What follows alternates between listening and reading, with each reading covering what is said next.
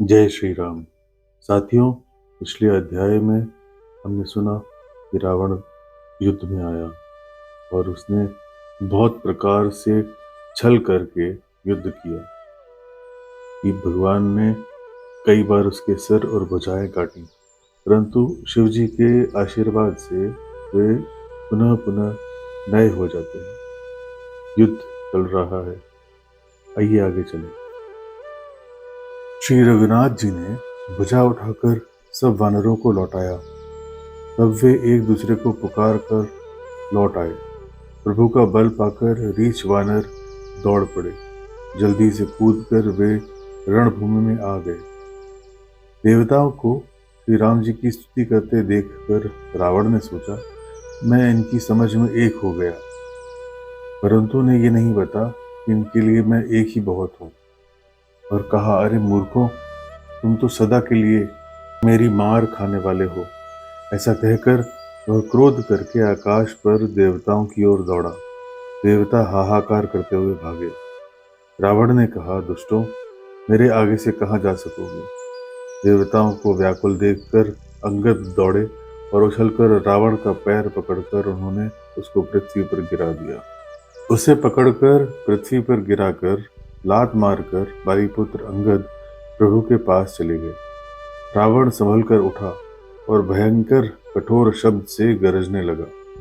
वह दर्प करके 10 धनुष पर बाण चढ़ाकर बरसाने लगा। उसने सब योद्धाओं को घायल और भय से व्याकुल कर दिया और अपना बल देखकर वह हर्षित होने लगा।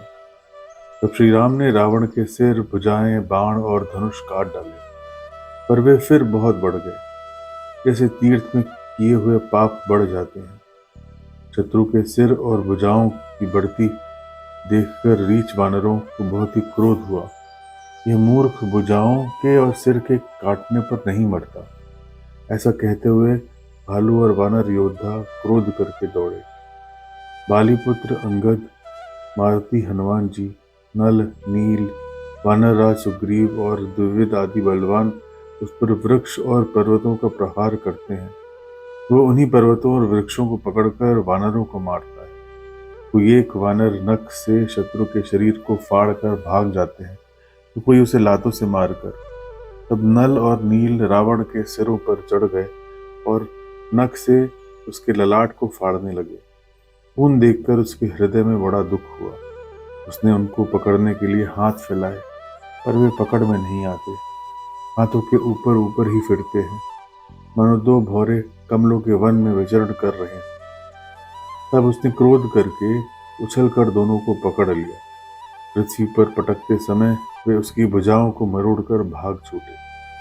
फिर उसने क्रोध करके हाथों में 10 धनुष लिए और वानरों को बाणों से मारकर घायल कर दिया। हनुमान जी आदि सब वानरों को मूर्छित करके और संध्या का समय पाकर रावण हर्षित हुआ।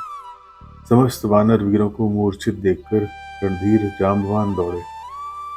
जाम्बवान के साथ जो भालू थे, वे पर्वत और वृक्ष धारण किए रावण को ललकार कर मारने लगे। बलवान रावण क्रोधित हुआ और पैर पकड़ पकड़ कर वह अनेक योद्धाओं को पृथ्वी पर पटकने लगा। जाम्बवान ने अपने दल का विध्वंस देखकर क्रोध करके रावण की छाती में लात मारी। छाती में लात का प्रचंड आघात लगते ही रावण व्याकुल होकर रथ से पृथ्वी पर गिर पड़ा। उसने 20 हाथों में भालुओं को पकड़ रखा था। ऐसा जान पड़ता था मानो रात्रि के समय भौरे कमलों में बसे हुए हों। उसे मूर्छित देखकर फिर लात मारकर वृक्षराज जाम्बवान प्रभु के पास चले गए। रात्रि जानकर सारथी रावण को रथ में डालकर उसे होश में लाने का उपाय करने लगा। मूर्छा दूर होने पर सब रीछ वानर प्रभु के पास आए। उधर सब राक्षसों ने बहुत ही भयभीत होकर रावण को घेर लिया।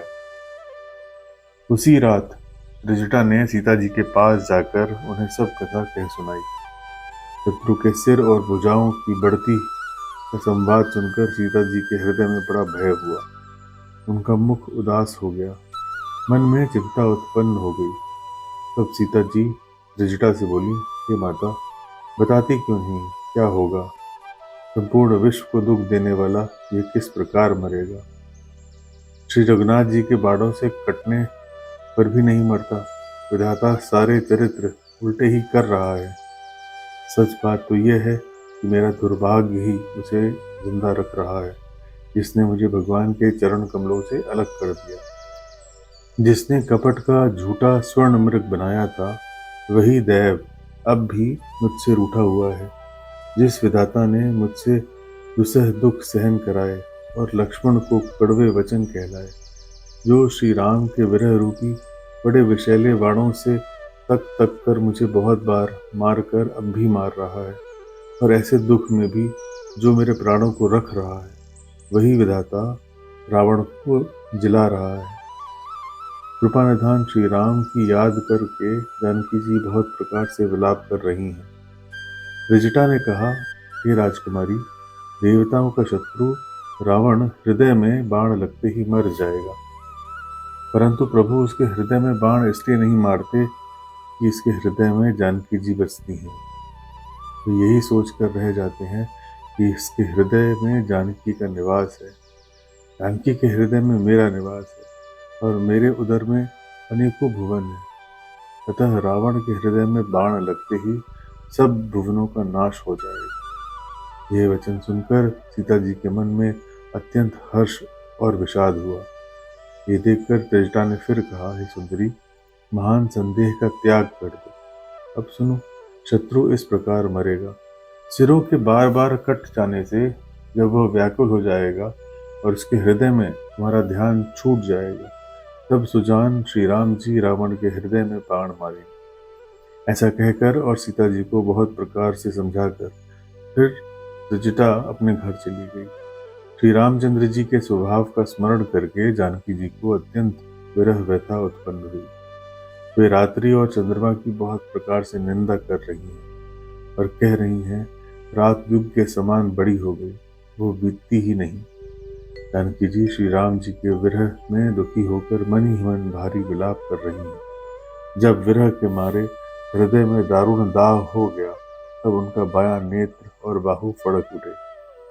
शकुन समझकर उन्होंने मन में धैर्य धारण किया कि अब कृपालु श्री राम अवश्य मिलेंगे। यहाँ आधी रात को रावण मूर्छा से जगा और अपने सारथी पर रुष्ट होकर कहने लगा, अरे मूर्ख, तूने मुझे रणभूमि से अलग कर दिया।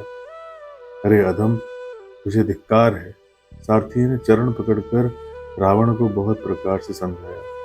सवेरा होते ही वह रथ पर चढ़कर फिर दौड़ा। रावण का आना सुनकर वानरों की सेना में बड़ी खलबली मच गई। वे भारी योद्धा जहां तहां से पर्वत और वृक्ष उखाड़कर क्रोध से दांत खटखटाकर दौड़े। विकट और विकराल भालू वानर हाथों में पर्वत लिए दौड़े। वे अत्यंत क्रोध करके प्रहार करते हैं। उनके मारने से राक्षस भाग चले। बलवान वानरों ने शत्रु की सेना को विचलित करके फिर रावण को घेर लिया। चारों ओर से चपेट मारकर और नखों से शरीर विदीर्ण करके वानरों ने उसको व्याकुल कर दिया। वानरों को बड़ा ही प्रबल देखकर रावण ने विचार किया और अंतर्धान होकर क्षण भर में ही उसने माया फैलाई। जब उसने माया रचा, तब भयंकर जीव प्रकट हो गए। बेताल, भूत और पिशाच हाथों में धनुष बाण लिए प्रकट हुए। योगिनियां एक हाथ में तलवार और दूसरे हाथ में मनुष्य की खोपड़ी लिए ताजा खून पीकर नाचने और बहुत तरह के गीत गाने लगी। वे पकड़ो, मारी, मारो आदि घोर शब्द बोल रही हैं। चारों ओर यह ध्वनि भर गई। वे मुख फैलाकर खाने दौड़ती हैं। तब वानर भागने लगे। वानर भागकर जहां भी जाते हैं वहीं आग जलती देखते हैं। वानर भालू व्याकुल हो गए। फिर रावण बालू बरसाने लगा।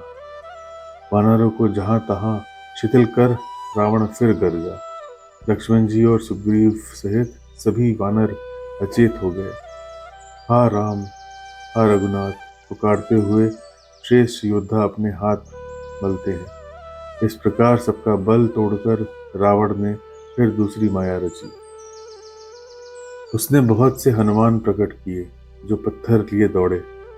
उन्होंने चारों ओर दल बनाकर श्री रामचंद्र जी को जा घेरा। वे पूंछ उठाकर कटकटाते हुए पुकारने लगे, मारो, पकड़ो, जाने न पाए। उनके पूंछ दसों दिशाओं में शोभा दे रहे हैं और उनके बीच में कौशलराज श्री राम जी हैं। प्रभु को देखकर देवता हर्ष और विषाद युक्त हृदय से जय बोलने लगे। तब श्री रघुवीर ने क्रोध करके एक ही बाण से निमेष मात्र में रावण की सारी माया हर ली। माया दूर हो जाने पर वानर भालू हर्षित हुए और वृक्ष तथा पर्वत ले लेकर सब दौड़ पड़े। श्री राम ने बाणों के समूह छोड़े, जिनसे रावण के हाथ और सिर फिर कट कट कर पृथ्वी पर गिर पड़े। श्री राम जी और रावण के युद्ध का चरित्र यदि सैकड़ों शेष, सरस्वती, वेद और कवि अनेक कल्पों तक गाते रहें तो भी उसका पार नहीं पा सकते। सिर और भुजाएं बहुत बार काटी गईं, फिर भी वीर रावण मरता नहीं। प्रभु तो खेल कर रहे हैं, परंतु मुनि, सिद्ध और देवता उस क्लेश को देखकर व्याकुल हैं। काटते ही सिरों का समूह बढ़ जाता है, जिससे प्रत्येक लाभ पर लोभ बढ़ता है। शत्रु मरता नहीं और परिश्रम बहुत हुआ। तब श्री रामचंद्र जी ने विभीषण की ओर देखा। शिवजी कहते हैं, हे उमा, जिसकी इच्छा मात्र से काल भी मर जाता है, वही प्रभु सेवक की प्रीति की परीक्षा ले रहे हैं। विभीषण जी ने कहा, हे सर्वज्ञ, हे शरणागत के पालने वाले, हे देवता और मुनियों को सुख देने वाले, इसके नाभि कुंड में अमृत का निवास है। हे नाथ, रावण उसी के बल पर जीता है। विभीषण के वचन सुनते ही कृपालु श्री रघुनाथ जी ने हर्षित होकर हाथ में विकराल बाण लिए। उस समय नाना प्रकार के अशकुन होने लगे।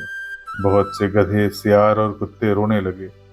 जगत के दुख को सूचित करने के लिए पक्षी बोलने लगे। आकाश में जहां तहां केतु प्रकट हो गए। दसों दिशाओं में अत्यंत दाह होने लगा। बिना ही योग के सूर्य ग्रहण होने लगा। मंदोदरी का हृदय बहुत कांपने लगा। मूर्तियां नेत्र मार्ग से जल बहाने लगी। मूर्तियां रोने लगी। आकाश से वज्रपात होने लगा। अत्यंत प्रचंड वायु बहने लगी और धूल की वर्षा करने लगे। इसी प्रकार इतने अधिक अमंगल होने लगे कि उनको कौन कह सकता है। अपरिमित उत्पात देखकर आकाश में देवता व्याकुल होकर जय पुकार उठे।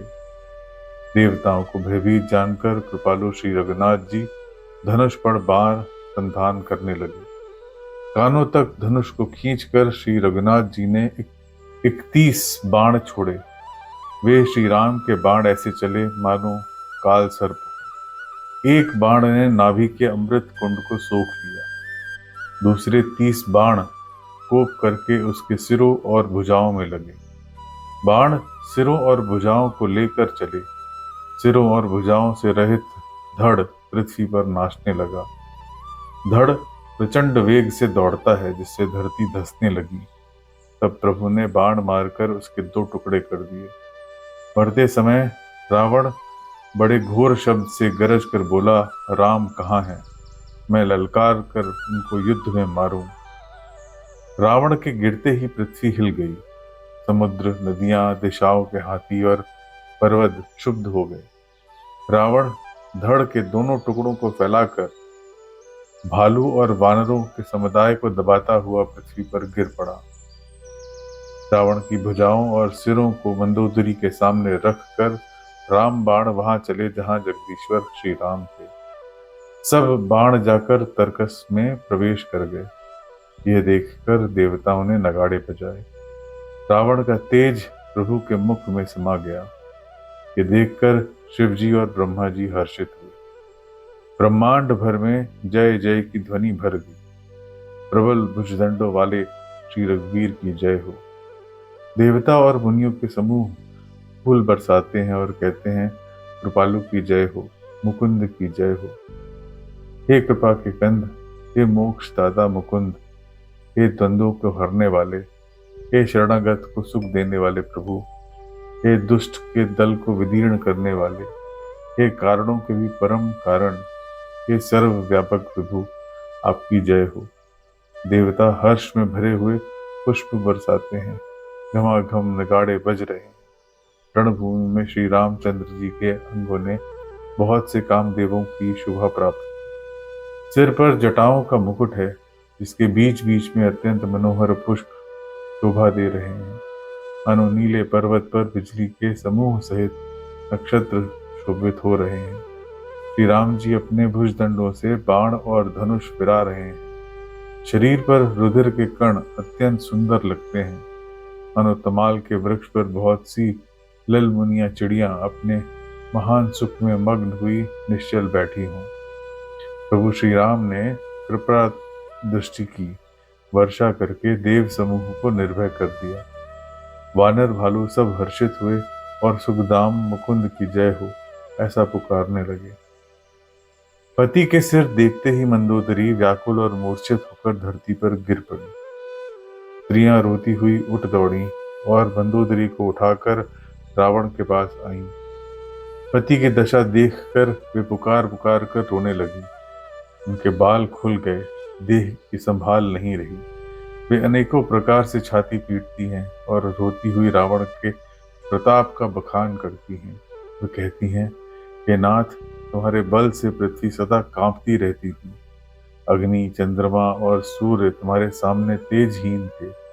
शेष और कच्छप भी जिसका भार नहीं सह सकते थे, वही तुम्हारा शरीर आज धूल में भरा हुआ पृथ्वी पर पड़ा है। वरुण, कुबेर, इंद्र और वायु, इनमें से किसी ने ही रण में तुम्हारे सामने धैर्य धारण नहीं किया। हे स्वामी, तुमने अपने भुज बल से काल और यमराज को भी जीत लिया था। वही तुम आज अनाथ की तरह पड़े हो। तुम्हारी प्रभुता जगत भर में प्रसिद्ध है।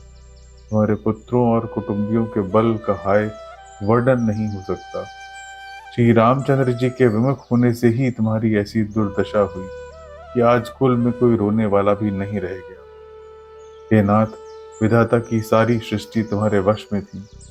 लोकपाल सदा भयभीत होकर तुमको मस्तक नवाते थे, किंतु हाय, अब तुम्हारे सिर और भुजाओं को गीदड़ खा रहे हैं। राम विमुख के लिए ऐसा होना अनुचित भी नहीं है। हे पति, काल के पूर्ण वश में होने से तुमने किसी का कहना नहीं माना और चराचर के नाथ परमात्मा को मनुष्य करके जाना। दैत्य रूपी वन को जलाने के लिए अग्नि स्वरूप साक्षात श्री हरि को तुमने मनुष्य करके जाना। शिव और ब्रह्मा आदि देवता जिनको नमस्कार करते हैं, उन करुणामय भगवान को हे प्रीतम तुमने नहीं भजा। तुम्हारा यह शरीर जन्म से ही दूसरों से द्रोह करने में तत्पर तथा पाप समूह रहा। इतने पर भी जिन निर्विकार ब्रह्म श्री राम ने तुमको अपना धाम दिया, उनको मैं नमस्कार करती हूँ। आह नाथ, श्री रघुनाथ जी के समान कृपा का समुद्र दूसरा कोई नहीं। जिन भगवान ने तुमको वो गति दी जो योगी समाज को भी दुर्लभ है। मंदोदरी के वचन कानों से सुनकर देवता, मुनि और सिद्ध सभी ने सुख माना। ब्रह्मा, महादेव, नारद और सनक आदि तथा और भी जो परमार्थवादी श्रेष्ठ मुनि थे, वे सभी श्री रघुनाथ जी को नेत्र भरकर निरख कर प्रेम मग्न हो गए और अत्यंत सुखी हुए। अपने घर की सब स्त्रियों को रोती हुई देखकर विभीषण जी के मन में बड़ा भारी दुख हुआ और वे उनके पास गए। उन्होंने भाई की दशा देखकर दुख किया। तब प्रभु श्री राम जी ने छोटे भाई को आज्ञा दी कि जाकर विभीषण को धैर्य बधाओ। लक्ष्मण जी ने उन्हें बहुत प्रकार से समझाया। तब विभीषण प्रभु के पास लौट आए। प्रभु ने उनको कृपा दृष्टि से देखा और कहा, सब शोक त्याग कर रावण की अंत्येष्टि क्रिया करो। प्रभु की आज्ञा मानकर और हृदय में देश और काल का विचार करके विभीषण जी ने विधि पूर्वक सब क्रिया की। मंदोदरी आदि सब स्त्रियां उसको तिलांजलि देकर मन में श्री रघुनाथ जी के गुण समूहों का वर्णन करती हुई महल को गई। सब क्रिया कर्म करने के बाद विभीषण ने आकर पुनः सिर निवाया। तब कृपा के समुद्र श्री राम जी ने छोटे भाई लक्ष्मण को बुलाया। श्री रघुनाथ जी ने कहा, तुम वानर राज सुग्रीव, गद, नल, नील, जाम्बवान और मारुति सब नीति निपुण लोग मिलकर विभीषण के साथ जाओ और उन्हें राज तिलक कर दो। पिता के वचनों के कारण मैं नगर में नहीं आ सकता, पर अपने ही समान वानर और छोटे भाई को भेजता हूँ। प्रभु के वचन सुनकर वानर तुरंत चले और उन्होंने जाकर राज तिलक की सारी व्यवस्था कर दी। आदर के साथ विभीषण को सिंहासन पर बैठाकर राज तिलक किया और स्तुति की। सभी ने हाथ जोड़कर उनको सिर निभाए। तदंतर विभीषण जी सहित सब प्रभु के पास आए। तब श्री रघुवीर ने वानरों को बुला लिया और प्रिय वचन कहकर सबको सुखी किया। भगवान ने अमृत के समान यह वाणी कहकर सबको सुखी कर दिया कि तुम्हारे ही बल से ये प्रबल शत्रु मारा गया और विभीषण ने राज्य पाया। इसके कारण तुम्हारा यश तीनों लोकों में नित्य नया बना रहेगा। जो लोग मेरे सहित तुम्हारी शुभ कीर्ति को परम प्रेम के साथ गाएंगे, वे बिना ही परिश्रम इस अपार संसार सागर को पार कर जाएंगे। प्रभु के वचन कानों से सुनकर वानर समूह तृप्त नहीं होते। वे सब बार बार सिर नवाते हैं और चरण कमलों को पकड़ते हैं। फिर प्रभु ने हनुमान जी को बुला लिया। भगवान ने कहा, तुम लंका जाओ, जानकी को सब समाचार सुनाओ और उसका कुशल समाचार लेकर तुम चले आओ। तब हनुमान जी नगर में आए। यह सुनकर राक्षसी दौड़े। उन्होंने बहुत प्रकार से हनुमान जी की पूजा की और फिर श्री जानकी जी को दिखला दिया। हनुमान जी ने सीता जी को दूर से ही प्रणाम किया। जानकी जी ने पहचान लिया कि ये वही श्री रघुनाथ जी का दूत है और पूछा, हे तात, कहो, कृपा के धाम मेरे प्रभु छोटे भाई और वानरों की सेना समेत कुशल से तो हैं? हनुमान जी ने कहा, हे माता, कौशलपति श्री राम जी सब प्रकार से सकुशल हैं। उन्होंने संग्राम में 10 सिर वाले रावण को जीत लिया और विभीषण ने अचल राज्य प्राप्त किया है। हनुमान जी के वचन सुनकर सीता जी के हृदय में हर्ष छा गया। श्री जानकी जी के हृदय में अत्यंत हर्ष हुआ। उनका शरीर पुलकित हो गया और नेत्रों में जल छा गया। वे बार बार कहती हैं, हे हनुमान, मैं तुझे क्या दूं? इस समाचार के समान तीनों लोकों में और कुछ भी नहीं है। हनुमान जी ने कहा, हे माँ, मैं आज निसंदेह सारे जगत का राज्य पा गया, तो मैं रण में शत्रु सेना को जीतकर भाई सहित निर्विकार श्री राम जी को देख रहा हूँ। जानकी जी ने कहा, हे पुत्र, समस्त सद्गुण तेरे हृदय में बसे और हे हनुमान, लक्ष्मण जी सहित कौशलपति प्रभु सदा तुझ पर प्रसन्न रहें। हे तात, अब तुम वही उपाय करो जिससे मैं इन नेत्रों से प्रभु के कोमल श्याम शरीर का दर्शन करूं। तब श्री रामचंद्र जी के पास जाकर हनुमान जी ने जानकी जी का कुशल समाचार सुनाया। सूर्यकुल भूषण श्री राम ने संदेश सुनकर युवराज अंगद और विभीषण को बुला लिया और कहा, पवन पुत्र हनुमान के साथ जाओ और जानकी को आदर के साथ ले आओ। वे सब तुरंत ही वहां गए जहां सीता जी थीं। सब की सब राक्षसियां नम्रता पूर्वक उनकी सेवा कर रही थीं। विभीषण जी ने शीघ्र ही उनको समझा दिया। उन्होंने बहुत प्रकार से सीता जी को स्नान कराया, बहुत प्रकार के गहने पहनाए। फिर वे एक सुंदर पालकी सजा कर ले आए। सीता जी प्रसन्न होकर सुख के धाम प्रियतम श्री राम जी का स्मरण करके उस पर हर्ष के साथ चढ़ी। चारों ओर हाथ में छड़ी लिए रक्षक चले।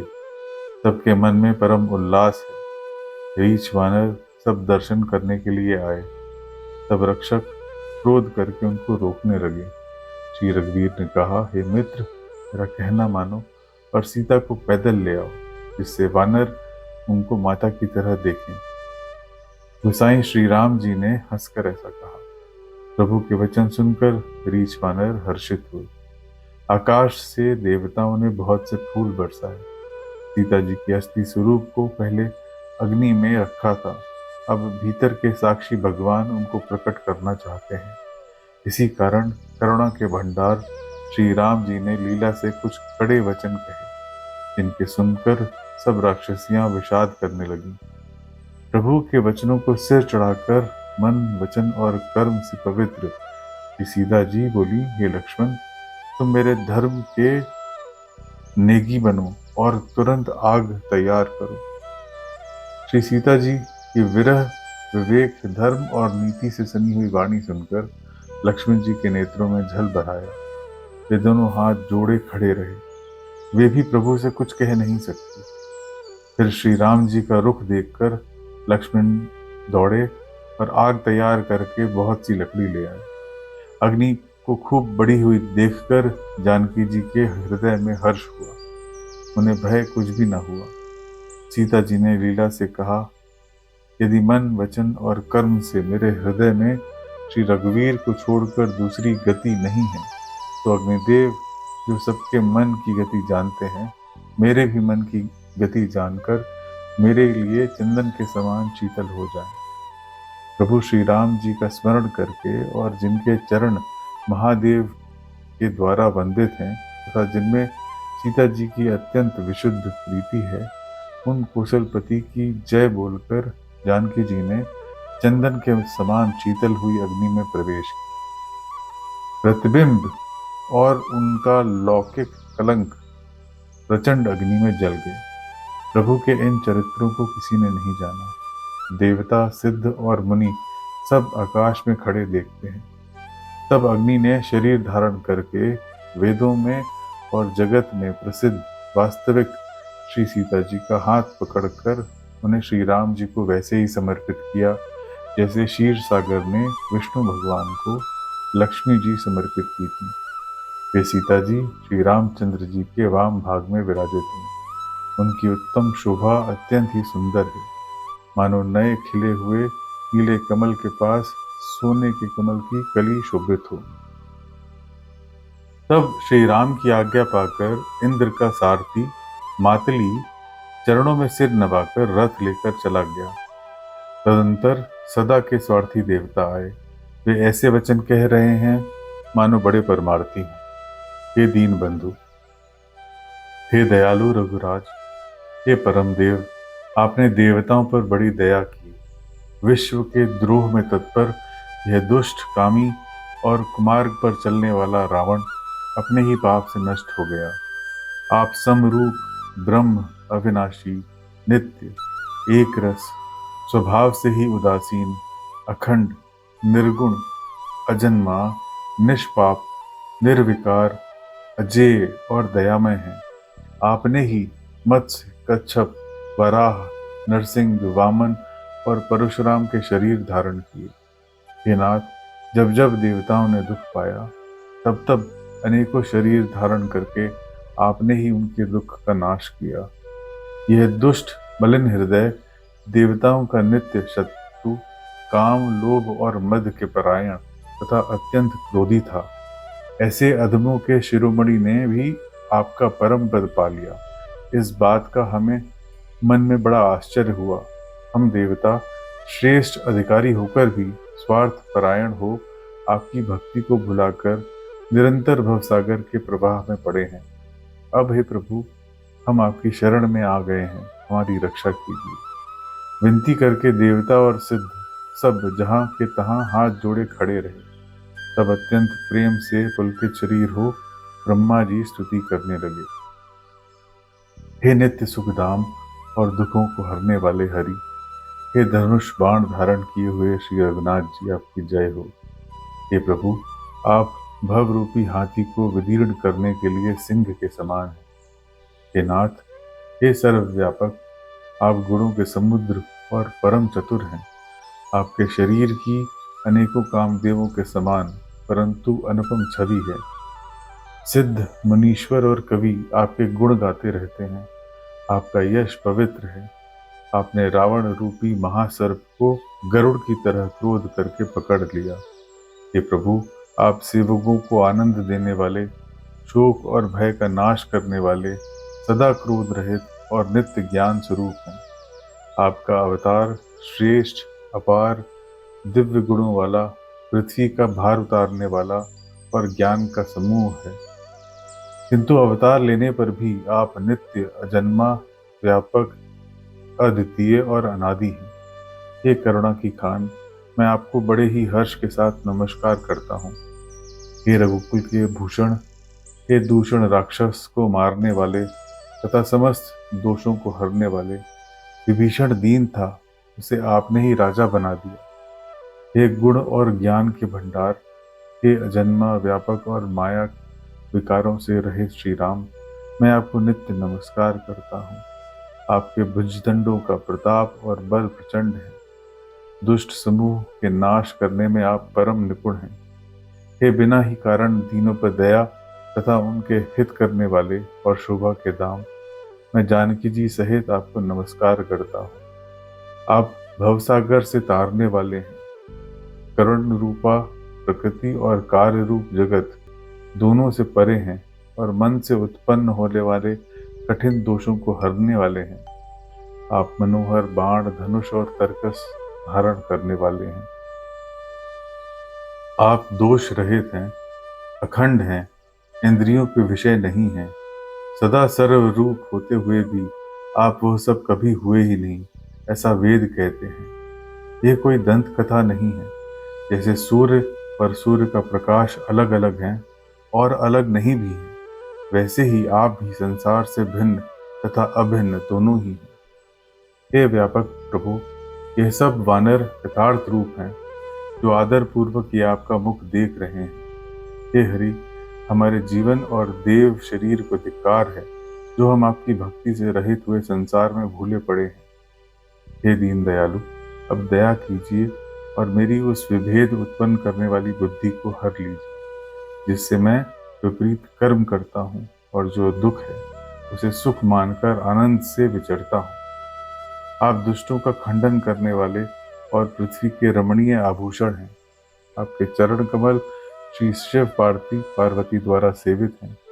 हे राजाओं के महाराज, मुझे ये वरदान दीजिए कि आपके चरण कमलों में सदा मेरा कल्याणदायक प्रेम हो। इस प्रकार ब्रह्मा जी ने अत्यंत प्रेम पुलकित शरीर से विनती की। शोभा के समुद्र श्री राम के दर्शन करते करते उनके नेत्र तृप्त नहीं होते थे। उसी समय दशरथ जी वहां आए। पुत्र को देखकर उनके नेत्रों में जल छा गया। छोटे भाई लक्ष्मण जी सहित प्रभु ने उनकी वंदना की और तब पिता ने उन्हें आशीर्वाद दिया। श्री राम जी बोले, हे तात, यह सब आपके पुण्यों का प्रभाव है जो मैंने अजेय राक्षस राज को जीत लिया। पुत्र के वचन सुनकर उनकी प्रीति अत्यंत बढ़ गई। नेत्रों में जल छा गया और रोमावली खड़ी हो गई। श्री रघुनाथ जी ने पहले के प्रेम को विचार कर पिता की ओर देखकर ही उन्हें अपने स्वरूप का दृढ़ ज्ञान करा दिया। हे उमा, दशरथ जी ने भेद भक्ति में अपना मन लगाया था, इसी से उन्होंने मोक्ष नहीं पाया। सगुण रूप की उपासना करने वाले भक्त इस प्रकार मोक्ष लेते भी नहीं। उनको श्री राम जी अपनी भक्ति देते हैं। प्रभु को बार बार प्रणाम करके दशरथ जी हर्षित होकर देवलोक को चले गए। छोटे भाई लक्ष्मण जी और जानकी जी सहित परम कुशल प्रभु श्री राम की शोभा देखकर देवराज इंद्र मन में हर्षित होकर स्तुति करने लगे।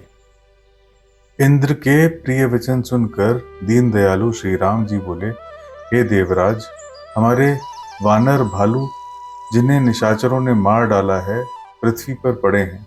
इन्होंने मेरे हित के लिए अपने प्राण त्याग दिए। हे सुजान, इन सब को जिला दो। काकभूषुंडी जी कहते हैं, हे गरुड़, प्रभु के ये वचन अत्यंत गूढ़ हैं। ज्ञानी मुनि ही इन्हें जान सकते हैं। प्रभु श्री राम जी त्रिलोकी को मार कर जला सकते हैं। यहाँ तो उन्होंने केवल इंद्र को बढ़ाई दी। इंद्र ने अमृत बरसाकर वानर भालुओं को जला दिया। सब हर्षित होकर उठे और प्रभु के पास आए। अमृत की वर्षा दोनों ही दलों पर हुई, पर रीछ वानर ही जीवित हुए, राक्षस नहीं, क्योंकि राक्षसों के मन तो मरते समय रामाकार हो गए थे, अतः वे मुक्त हो गए, उनके भव बंधन छूट गए। किंतु वानर भालू तो सब देवांश थे, इसलिए वे सब श्री रघुनाथ जी की इच्छा से जीवित हो गए। श्री रामचंद्र जी के समान दीनों का हित करने वाला कौन है? सुअवसर जानकर सुजान शिव जी प्रभु श्री राम के पास आए और परम प्रेम से दोनों हाथ जोड़कर कमल के समान नेत्रों में जल भरकर पुलकित शरीर और गदगद वाणी से त्रिपुरारी शिव जी विनती करने लगे। हे रघुकुल के स्वामी, सुंदर हाथों में श्रेष्ठ धनुष और सुंदर बाण धारण किए हुए आप मेरी रक्षा कीजिए। आप महामोह रूपी मेघ समूह के लिए प्रचंड पवन हैं, संशय रूपी वन के भस्म करने के लिए अग्नि हैं और देवताओं को आनंद देने वाले हैं। आप निर्गुण सगुण दिव्य गुणों के धाम और परम सुंदर हैं।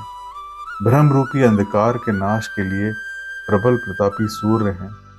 काम क्रोध और मद रूपी हाथियों के वध के लिए सिंह के समान आप इस सेवक के मन रूपी वन में निरंतर निवास कीजिए। विषय कामनाओं के समूह रूपी कमल वन के नाश के लिए आप प्रबल पाला हैं। आप उदार और मन से परे हैं। भवसागर को मथने के लिए आप मंदराचल पर्वत हैं। आप हमारे परम भय को दूर कीजिए और हमें दुस्तर संसार सागर से पार कीजिए। हे श्याम सुंदर शरीर, हे कमल नयन, हे दीन बंधु, हे शरणागत को दुख से छुड़ाने वाले, आप छोटे भाई लक्ष्मण और जानकी जी सहित निरंतर मेरे हृदय के अंदर निवास कीजिए। आप मुनियों को आनंद देने वाले, पृथ्वी मंडल के भूषण और भय का नाश करने वाले हैं। हे नाथ, जब अयोध्यापुरी में आपका राज तिलक होगा, तब हे कृपा सागर मैं आपकी उदार लीला देखने आऊंगा। जब शिवजी विनती करके चले गए, तब विभीषण जी प्रभु के पास आए और चरणों में सिर निभाकर कोमल वाणी से बोले, हे राम, मेरी विनती सुनिए। आपने कुल और सेना सहित रावण का वध किया, त्रिभुवन में अपना पवित्र यश फैलाया और मुझ दीन पापी बुद्धिहीन और जातिहीन पर बहुत प्रकार से कृपा की। अब हे प्रभु, इस दास के घर को पवित्र कीजिए और वहां चलकर स्नान कीजिए, जिससे युद्ध की थकावट दूर हो जाए। हे कृपालु, खजाना महल और संपत्ति का निरीक्षण कर प्रसन्नता पूर्वक वानरों को दीजिए। हे नाथ, मुझे सब प्रकार से अपना लीजिए और फिर हे प्रभु मुझे साथ लेकर अयोध्यापुरी को पधारिए। विभीषण जी के कोमल वचन सुनते ही प्रभु के दोनों विशाल नेत्रों में जल भर आया। श्री राम ने कहा, हे भाई, तुम्हारा खजाना घर सब मेरा ही है, यह बात सच है, पर भरत की दशा याद करके मुझे एक एक पल कल्प के समान बीत रहा है। तपस्वी के वेश में दुबले से शरीर से निरंतर मेरा नाम जप रहे हैं। हे सखा, वही उपाय करो जिससे मैं जल्दी से जल्दी उन्हें देख सकूं। मैं तुमसे अनुरोध करता हूँ, यदि अवधि बीत जाने पर जाता हूँ तो भाई को जीता ना पाऊंगा। छोटे भाई भरत की प्रीति का स्मरण करके प्रभु का शरीर बार बार पुलकित हो रहा है। श्री राम जी ने फिर कहा, हे विभीषण, तुम कल्प भर राज्य करना, मन में मेरा निरंतर स्मरण करते रहना, फिर तुम मेरे उस धाम को पा जाओगे जहाँ सब संत जाते हैं। श्री रामचंद्र जी के वचन सुनते ही विभीषण जी ने हर्षित होकर कृपा के धाम श्री राम के चरण पकड़ लिए। सभी वानर भालू हर्षित हो गए और प्रभु के चरण पकड़कर उनके निर्मल गुणों का बखान करने लगे। फिर विभीषण जी महल को गए और उन्होंने मणियों के समूहों से और वस्त्रों से विमान को भर लिया। फिर उस पुष्पक विमान को लाकर प्रभु के सामने रखा। तब कृपा सागर श्री राम ने हंसकर कहा, हे सखा, सुनो, विमान पर चढ़कर आकाश में जाकर वस्त्रों और गहनों को बरसा दो। तब आज्ञा सुनते ही विभीषण जी ने आकाश में जाकर सब मणियों और वस्त्रों को बरसा दिया। जिसके मन को जो अच्छा लगता है वह वही ले लेता है। मणियों को मुंह में लेकर वानर फिर उन्हें खाने की चीज न समझकर उगल देते हैं। यह तमाशा देखकर परम विनोदी और कृपा के धाम श्री राम जी, सीता जी और लक्ष्मण जी हंसने लगे। जिनको मुनि ध्यान में भी नहीं पाते, जिन्हें वेद नेति नेति कहते हैं, वे ही कृपा के समुद्र श्री राम जी वानरों के साथ अनेकों प्रकार के विनोद कर रहे हैं। शिव जी कहते हैं, हे उमा, अनेकों प्रकार के योग, जप, दान, तप, यज्ञ, व्रत और नियम करने पर भी श्री राम जी वैसी कृपा नहीं करते जैसी अनन्य प्रेम होने पर करते हैं। भालुओं और वानरों ने कपड़े गहने पाए और उन्हें पहन पहनकर वे श्री राम के पास आए। अनेकों जातियों के वानरों को देखकर कौशलपति श्री राम जी बार बार हंस रहे हैं। श्री रघुनाथ ने कृपा दृष्टि से देखकर सब पर दया की। फिर वे कोमल वचन बोले, हे भाइयों, तुम्हारे ही बल से मैंने रावण को मारा। और फिर विभीषण का राज तिलक किया। अब तुम अपने अपने घर जाओ, मेरा स्मरण करते रहना और किसी से डरना नहीं। ये वचन सुनते ही सब वानर प्रेम में विवल होकर हाथ जोड़कर आदर पूर्वक बोले, प्रभु, आप जो कुछ भी कहें आपको सब सुहाता है, पर आपके वचन सुनकर हमको मोह होता है। हे रघुनाथ जी, आप तीनों लोकों के ईश्वर हैं। हम वानरों को दीन जानकर ही आपने सनाथ किया। प्रभु के ऐसे वचन सुनकर हम लाज के मारे मरे जा रहे हैं। कहीं मच्छर भी गरुड़ का हित कर सकते हैं। श्री राम जी का रुख देखकर रीछ वानर प्रेम में मग्न हो गए। उनकी घर जाने की इच्छा नहीं है, परंतु प्रभु की आज्ञा से सब वानर भालू श्री राम जी के रूप को हृदय में रखकर और अनेकों प्रकार से विनती करके हर्ष और विषाद सहित घर को चले। वानरराज सुग्रीव, नील, जाम्बवान, अंगद, नल और हनुमान तथा विभीषण सहित और जो बलवान वानर सेनापति हैं, वे कुछ कह नहीं सकते। प्रेमवश नेत्रों में जल भर भर कर, नेत्रों का पलक मारना छोड़कर सम्मुख होकर श्री राम जी की ओर देख रहे हैं। श्री रघुनाथ जी ने उनका अतिशय प्रेम देखकर सबको विमान पर चढ़ा लिया। तदंतर मन ही मन विप्र चरणों में सिर निभाकर उत्तर दिशा की ओर विमान चलाया। विमान के चलते समय बड़ा शोर हो रहा है। सब कोई श्री रघुवीर की जय कह रहे हैं। विमान में एक अत्यंत ऊंचा मनोहर सिंहासन है। उस पर सीता जी सहित प्रभु श्री रामचंद्र जी विराजमान हो गए। पत्नी सहित श्री राम जी ऐसे शोभित हो रहे हैं मानो सुमेरु के शिखर पर बिजली सहित श्याम मेघ हो। सुंदर विमान बड़ी शीघ्रता से चला। देवता हर्षित हुए और उन्होंने फूलों की वर्षा की। अत्यंत सुख देने वाली 3 प्रकार की वायु चलने लगी। समुद्र, तालाब और नदियों का जल निर्मल हो गया। चारों ओर सुंदर शकुन होने लगे। सबके मन प्रसन्न हैं। आकाश और दिशाएं निर्मल हैं। श्री रघुवीर ने कहा, हे सीते, रणभूमि देखो। लक्ष्मण ने यहाँ इंद्र को जीतने वाले मेघनाद को मारा था। हनुमान और अंगद के मारे हुए ये भारी भारी निशाचर रणभूमि में पड़े हैं। देवताओं और मुनियों को दुख देने वाले कुंभकर्ण और रावण दोनों भाई यहाँ मारे गए। मैंने यहाँ पुल बंधवाया और सुखधाम शिव जी की स्थापना की।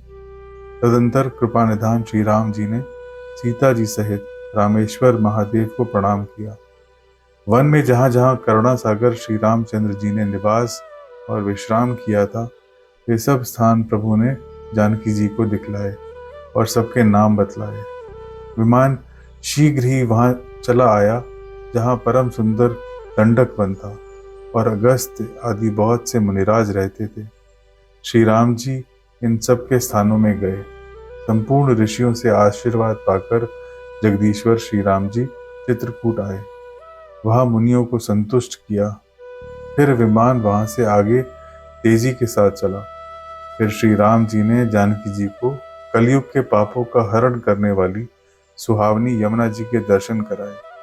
फिर पवित्र गंगा जी के दर्शन किए। श्री राम जी ने कहा, हे सीते, इन्हें प्रणाम करो। फिर तीर्थराज प्रयाग को देखो, जिसके दर्शन से ही करोड़ों जन्मों के पाप भाग जाते हैं। फिर परम पवित्र त्रिवेणी के दर्शन करो, जो शोकों को हरने वाली और श्रीहरि के परम धाम पहुंचाने के लिए सीढ़ी के समान है। फिर अत्यंत पवित्र अयोध्या परी के दर्शन करो, जो तीनों प्रकार के तापों और भव के रोगों का नाश कराने वाली है। यूं कहकर कृपालु श्री राम जी ने सीता जी सहित अवधपुरी को प्रणाम किया। सजल नेत्र और पुलकित शरीर होकर श्री राम जी बार बार हर्षित हो रहे हैं। फिर त्रिवेणी में आकर प्रभु ने हर्षित होकर स्नान किया और वानरों सहित ब्राह्मणों को अनेकों प्रकार के दान दिए। तदंतर प्रभु ने हनुमान जी को समझाकर कहा, तुम ब्रह्मचारी का रूप धरकर अवधपुरी को जाओ। भरत को हमारी कुशल सुनाना और उनका समाचार लेकर चले आना। पवन पुत्र हनुमान जी तुरंत ही चल दिए। तब प्रभु भरद्वाज जी के पास गए। मुनि ने इष्ट बुद्धि से उनकी अनेकों प्रकार से पूजा की और स्तुति की। फिर लीला की दृष्टि से आशीर्वाद दिया। दोनों हाथ जोड़कर तथा मुनि के चरणों की वंदना करके प्रभु विमान पर चढ़कर फिर आगे चले। यहाँ जब निषाद राज ने सुना कि प्रभु आ गए, तब उसने नाव कहाँ है, नाव कहाँ है पुकारते हुए लोगों को बुलाया। इतने में ही विमान गंगा जी को लांघ कर इस पार आ गया और प्रभु की आज्ञा पाकर वह किनारे पर उतरा। तब सीता जी बहुत प्रकार से गंगा जी की पूजा करके फिर उनके चरणों पर गिरी। गंगा जी ने मन में हर्षित होकर आशीर्वाद दिया, हे सुंदरी, हमारा सुहाग अखंड हो। भगवान के तट पर उतरने की बात सुनते ही निषादराज प्रेम में विह्वल होकर दौड़ा। परम सुख से परिपूर्ण होकर वो प्रभु के समीप आया और जानकी जी सहित प्रभु को देखकर वो आनंद समाधि में मग्न होकर पृथ्वी पर गिर पड़ा। उसे शरीर की सुध न रही। श्री रघुनाथ जी ने उसका परम प्रेम देखकर उसे उठाकर हर्ष के साथ हृदय से लगा लिया। सुजानों के राजा लक्ष्मीकांत कृपा निधान भगवान ने उसको हृदय से लगा लिया और अत्यंत निकट बैठाकर कुशल पूछे। वह विनती करने लगा, आपके जो चरण कमल ब्रह्मा जी और शंकर जी से सेवित हैं, उनके दर्शन कर अब मैं सकुशल हूँ। हे सुखधाम, हे पूर्ण काम श्री राम, मैं आपको नमस्कार करता हूँ। सब प्रकार से नीच उस निषाद को भगवान ने भरत जी की भांति हृदय से लगा लिया। रावण के शत्रु का यह पवित्र करने वाला चरित्र सदा ही श्री राम जी के चरणों में प्रीति उत्पन्न करने वाला है। यह काम आदि विकारों का हरने वाला और भगवान के स्वरूप का विशेष ज्ञान उत्पन्न करने वाला है। देवता, सिद्ध और मुनि आनंदित होकर इसे गाते हैं। जो सुजान लोग श्री रघुवीर की समर विजय संबंधी लीला को सुनते हैं, उनको भगवान नित्य विजय, विवेक और विभूति देते हैं। अरे मन, विचार करके देख, ये कलिकाल पापों का घर है। इसमें श्री रघुनाथ जी के नाम को छोड़कर पापों से बचने के लिए दूसरा कोई आधार नहीं। कलयुग के समस्त पापों का नाश करने वाले श्री रामचरितमानस का यह छठा सोपान लंका कांड यहीं समाप्त होता है। जय श्री राम।